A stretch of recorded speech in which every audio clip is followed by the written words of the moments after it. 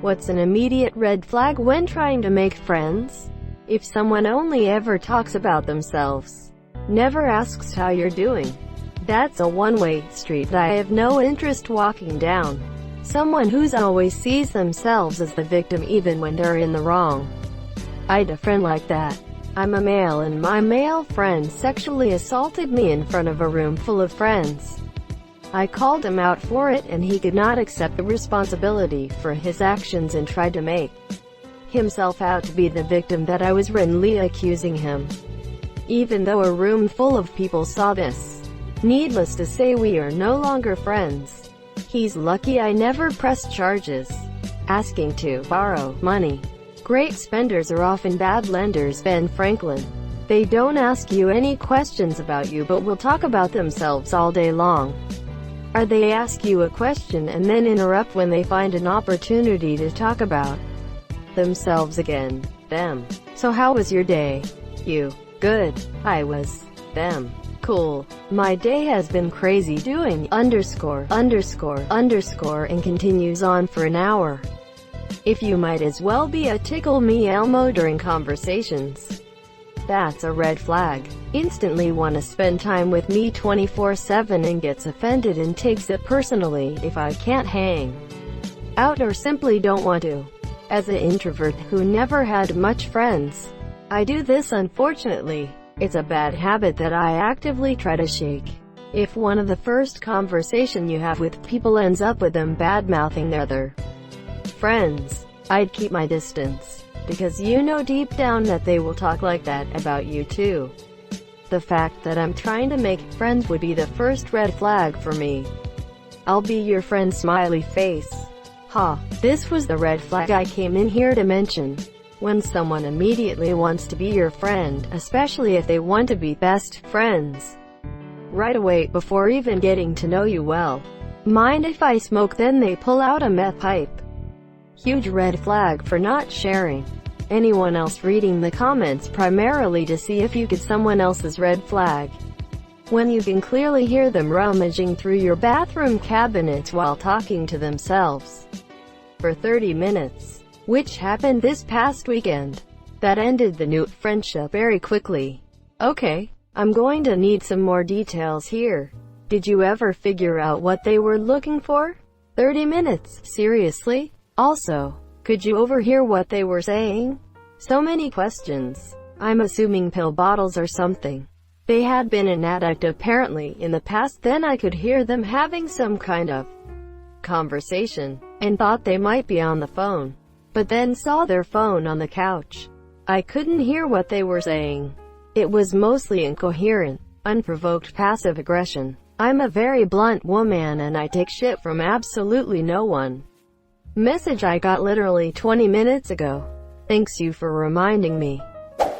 If the person rants and raves about politics and doesn't discuss anything else, ever, especially unprompted, everything turns into a rant about politics. Even if I agree with the person, it's tiresome. Completely negative and complains. My neighbor's been trying to get to know me and he does nothing but complain about things and people. It's hard to try to get to know them when I bring up any topic or common person and it's nothing but complaints. People who can't take a joke or get triggered over the small things. Especially people who have no sense of humor about themselves. I can't trust someone who can't poke fun at themselves, their group, their job, their hobby, etc. It's a sign of a fragile ego and or a lack of self-awareness. Or the opposite, making others uncomfortable, upset, then claiming that it's just a joke when they get called out. The small things can be subjective though. Someone making a racist joke that I'm all hell no about might think that's a small thing. But I think it's a big thing. But I get the point. 1. Someone not remembering my name after being told a couple times. 2. Bad talking other friends, one of theirs. 1. If all people thought like that, I would not have any friends. 2. That one is very true though. The name part is like a roulette for me. Either I remember a name for all eternity, or just can't stick it in my brain. Then I try hard, but can't promise it'll let me. I don't do it on purpose. So know that one isn't necessarily forgetting because they don't connect to you or like you. When they keep trying to top you. Oh yeah? Well, I did this. Quote, I had a friend that did this constantly. Like you couldn't say anything without her having done the same thing or done something better at some point. When I finally was like, can we not with the one-upping? It makes me feel bad. She pretended to cry and dramatically ended the friendship. Lol, what a mess. Don't take advice from people on Reddit regarding making friends. Most of them aren't great at making friends. That's why they're here. Take advice from people who's not a Redditor. When the person doesn't care about you, happy cake day! Exclamation mark. Exclamation mark. I agree. I still struggle with talking about only myself, even inadvertently. Thank you. Cake day twins. Happy day. Down to the exact day. Same to you. They hit you up and act all friendly, make tentative plans, then immediately ask for something. Bro, this happens to me. Friend wanted to hang and was adamant I give him some ADHD medicine. When people only talk and hang out with you when they need something from you. How obsessed they are with social media. I understand if maybe your cause it's your business or whatever. But people obsessed with social media are most likely stuck in a high school mindset and are always involved in petty drama. When you make a friendly joke and they get mad and try to hit you. It would also be weird if you hit them and they made a friendly joke. Define friendly joke. Sometimes people play as if they're the victim after getting their ass beat for saying disrespectful things disguised as joke. I just usually only get along with guys. Been there, heard that, regretted that friendship. I've never had good luck with these types of women in friendships. And I am now wary of women who don't have female friends. They always claim that women are too much drama, then without fail are completely beyond batshit crazy. They can fool guys because they drink straight whiskey and love sports or some shit. Obviously, I have met super introverted women, people who just don't have a ton of friends in general. And I am not talking about the monsieur, it's the ones who have to announce that they're not like other girls or that they only have guy friends because women are crazy. They usually only get along with guys that without fail end up being fucking nuts in my experience. Is it a red flag if a person I just met immediately acts like we've been friends for years?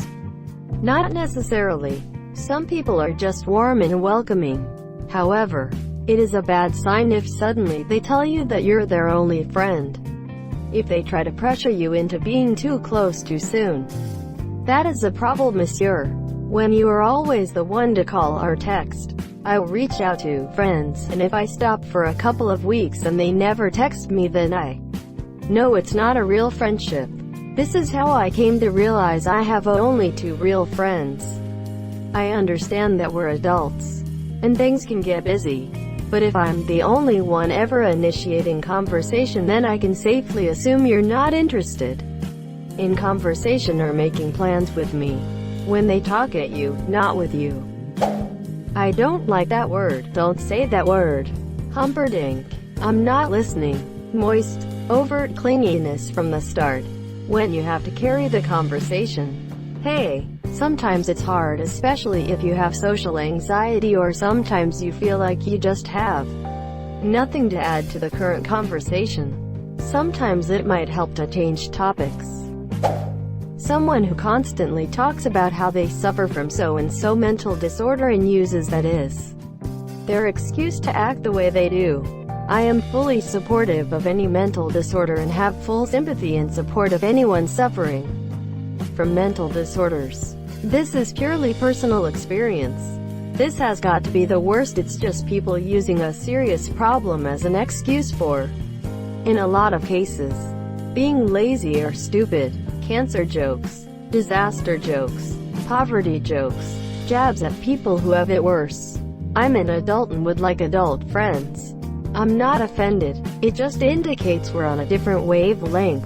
You know who's on a different wavelength? Poor people that barely survived disastrous cancer jabs. That settles it. You and I shall never be friends. Getting super close really quick is a red flag for me. The last time that happened I was the rebound and the person only befriended me in spite of their ex-BFF. It's happened to me too, same situation. Red hats. Well, avoid baseball games in Cincinnati lol. When she keeps ignoring you or keeps treating you like sh*t, have been like that and got almost no friends. If they're constantly talking shit about other people. What are friends? Ross, Monica, Rachel, Chandler, Joey and Phoebe. They have not had any long-going friendships. That can be because of circumstance though. Personally, I've had 2 friends that were narcissists. One in high school, one in college. My friend group from college started suddenly excluding me the last semester. And the rest, like high school, childhood friends, I just kinda lost touch with over the years. Seeing this red flag made me sad. Some people just don't make connections, sad face. Somebody willing to be my friend, don't have time for those with poor judgment. I was lab partners with a woman from Belize before schools closed.